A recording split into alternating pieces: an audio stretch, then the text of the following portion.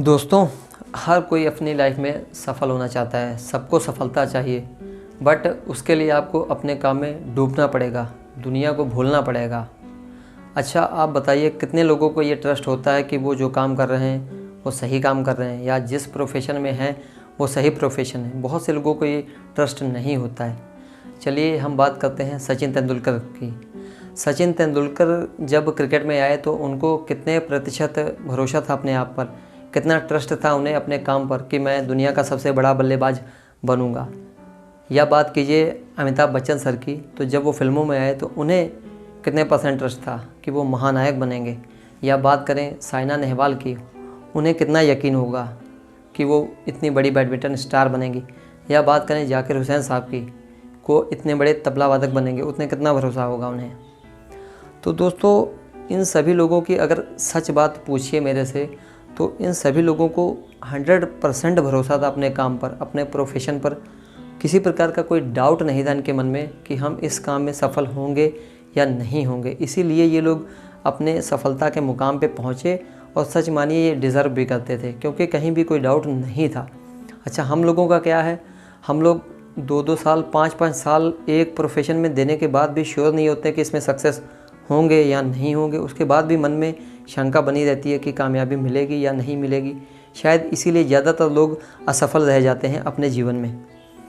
तो दोस्तों, इसी से रिलेटेड एक मैं बात आपको बताना चाहता हूँ। बात उस समय की है जब मुग़ल-ए-आज़म मूवी बन रही थी।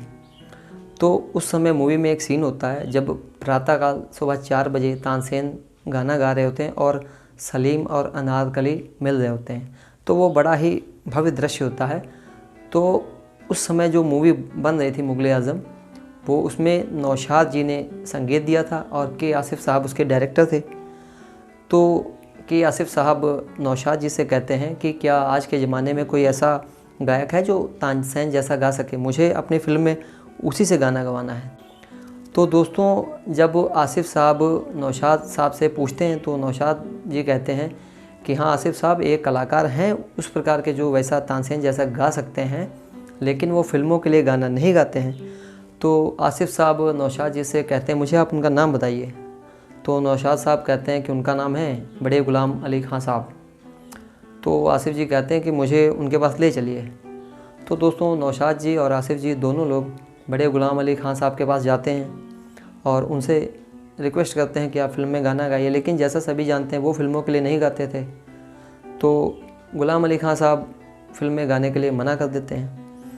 दोस्तों, मैं एक बात आप लोगों के साथ शेयर करना चाहूँगा कि उस समय पर फ़िल्म में गाना गाने के लिए एक सिंगर को 500 रुपये मिलता था और 50,000 में पूरी फ़िल्म बन जाती थी। तो जब ये लोग उनके पास जाते हैं तो बड़े ग़ुलाम अली ख़ान साहब मना कर देते हैं कि मैं किसी भी कीमत पर फ़िल्म में गाना नहीं गाऊँगा। कि आसिफ़ साहब बहुत समझाते हैं। तो नौशाद अली साहब उनसे कहते हैं मैंने आपसे पहले ही कहा था सर, ये फ़िल्मों में नहीं गाते। तो दोस्तों, के आसिफ़ साहब के दिमाग में एक बात बैठी हुई थी कि मुझे फ़िल्म में गाना तो इन्हीं से गवाना है, बिकॉज़ वो बेस्ट से कोई कंप्रोमाइज़ नहीं करना चाहते थे।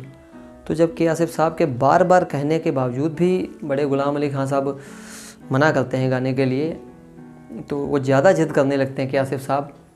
तो बड़े ग़ुलाम अली ख़ान साहब कहते हैं कि चलिए ठीक है आसिफ़ साहब, मैं गाना गाऊँगा, मैं आपकी फ़िल्म में गाना गाऊँगा, बट मैं 50,000 रुपये लूँगा। दोस्तों, उस समय ये रकम बहुत बड़ी थी। वो कहते हैं मैं 50,000 रुपये लूँगा तब गाना गाऊँगा। तो दोस्तों, के आसिफ़ साहब का जवाब सुनिएगा, उनका जवाब सुनिएगा और घर लेके जाइएगा। तो के आसिफ़ साहब कहते हैं ठीक है खान साहब, 50,000 दिए, लेकिन गाना तो मेरी फ़िल्म में आप ही गाएंगे, गाना तो आप ही गाएंगे। तो दोस्तों, मैं ये समझाना चाहता हूँ कि ये लोग वो लोग थे जो अपने काम में पूरी तरह से डूबे हुए लोग थे। इनको कुछ नहीं दिखाई देता था अपने काम के अलावा, उसी में ये तत्पर रहते थे दिन रात। और उस समय की फ़िल्म है, ये बात उस समय की है जब मुग़ल-ए-आज़म बनी थी। 16 साल लग गए दोस्तों उस फिल्म को बनने में। आप सोचिए कोई डायरेक्टर किस अपने मन से लगा होगा कि इतने सालों में उसने फ़िल्म कंप्लीट की। कोई कहेगा कि ये क्या हुआ काम, मतलब इतना समय। लेकिन उसके बाद जब बनी, उसके बाद इतिहास जानता है कि क्या हुआ। बनी तो ऐसी बने कि सारे रिकॉर्ड ही टूट गए। तो दोस्तों, आप लोग भी जो भी काम करें, सफल होना है तो उसके लिए पूरी तरह अपने काम में डूब जाइए, भूल जाइए दुनिया को, दिन रात एक कर दीजिए, तब आपको सक्सेस ज़रूर मिलेगी।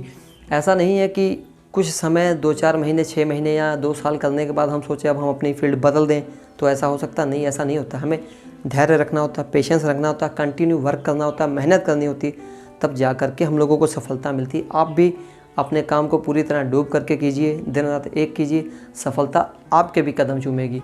दोस्तों, ये मेरी वीडियो थी, इसमें मैंने अपने कुछ विचार आपके साथ शेयर किए हैं। अगर वीडियो आपको अच्छी लगी हो तो वीडियो को लाइक कीजिएगा, शेयर कीजिएगा, कमेंट कीजिएगा और हमारा चैनल है सक्सेस ऑन फायर, इसे सब्सक्राइब कीजिएगा। तो दोस्तों, मिलते हैं अगली वीडियो में, तब तक के लिए नमस्कार।